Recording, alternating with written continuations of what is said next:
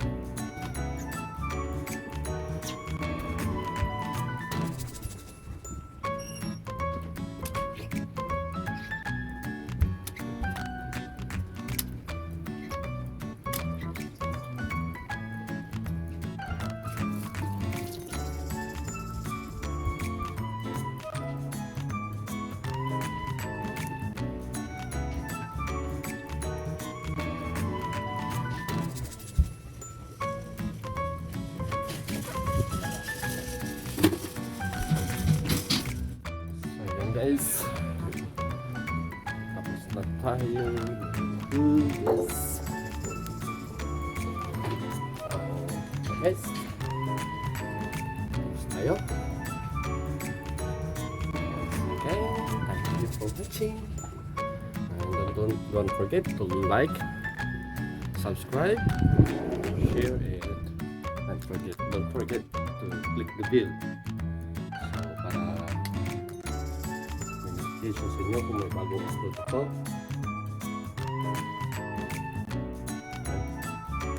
Ulit. Guys, bye bye. See you in my next vlog.